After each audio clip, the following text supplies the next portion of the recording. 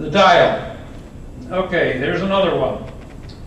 Out in the flea market today, I saw this complete with the fancy PW dial knob. I saw one of these out there, brand new. In fact, I saw two of them, new old stock.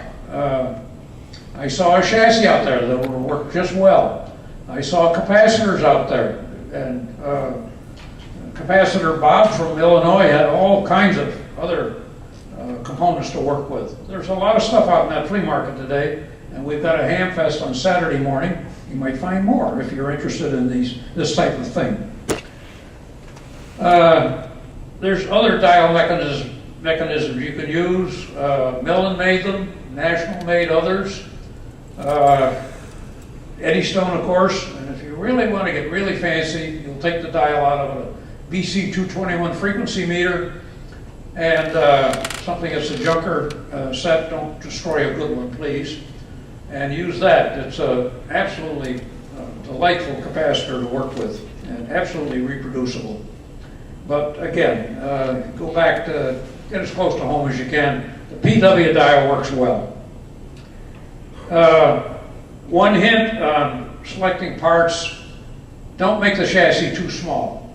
I've got an example right here, which we'll go into in just a minute. It's too small. I'll tell you the story on that. Crystals, there's only 2 crystals involved, and they're readily available. They also call for a whole bunch of 5-watt wire-wound pots, 4 or 5 of the thing, and I questioned this. And some of the guys finally, who were working on these receivers, said, you know, this isn't necessary that we have all these pots, number 1, and number 2, they don't have to be 5-watt wire wound, and they're hard to get. They're not easy to find. So you can use the little 2-watt jobs, and they'll work just fine with the amount of current going through them. At any rate, that's their point. And my point is that you can get parts. You can't take the refuge in the old saw that, hey, I can't find parts anymore. They don't make the parts. We can't find them. We can't get them. Not so.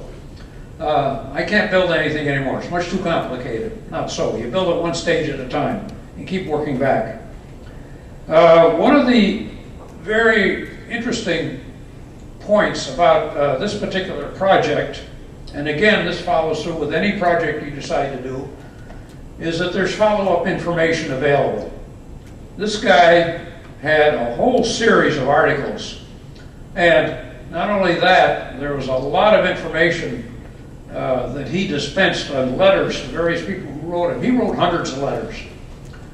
And furthermore, this fellow out in California put together a book on the HBR.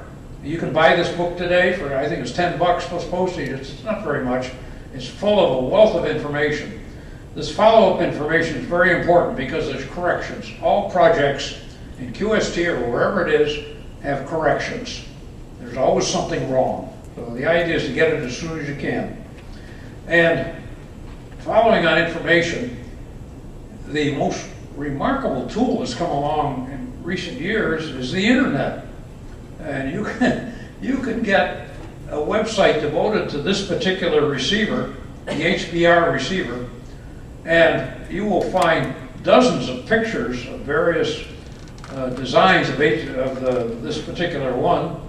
You will find all kinds of information, and they have a reflector site, and if you have questions, you can write in the question, and you can be assured that at least 500 guys are going to read this thing, and maybe out of that 500, maybe 20 or 30 will respond, or you may only get 10, but out of those 10, 2 of them may be jewels. You may strike gold and you'll develop a relationship, you'll get all your questions answered. So this is a remarkable thing. Not only that, you can use it to find parts. So.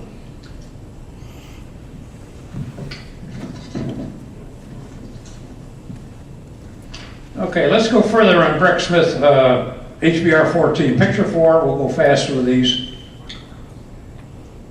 All right, Breck said, you know, I want 160 meters, but you can't get 160 meters because they say you can't build the coils for 160. The capacitor too small, the tuning range is too small, da-da-da-da-da-da. So he got busy with his grid dip meter and his Q meter and all the rest of these great tools. And he made his own forms. He couldn't buy the plug-in forms, and he wanted one that was tall enough, so he made it out of tube bases from 807s, old defunct 807s. He made it out of plumbing supply parts, and of 2 different diameters. The ring on the top was another one, and he wound up with a 4-inch tall form. He had plenty of room to wind 160 meter coil, and he did a fine job. Next picture, please.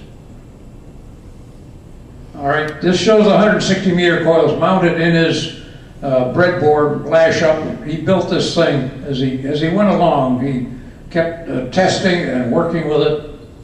And the classic way to do this kind of project is you start with a power supply and work your way backwards. And that's what he did. And next picture, please. All right, this is where he has the front end all set up with, I think it looks like the 80 meter coil in there. And with his PW dial and so forth, his IFs all in place. The high frequency IFs are underneath, and so forth. Next picture, please.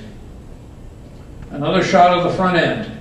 Again, with the 40 meter coil in place, or 80, I'm not sure which it is, could be the 80. And there's one of the conversion crystals there. And the 85K CIFs, and these are remarkably good IFs. They're high quality stuff, and I heartily recommend them.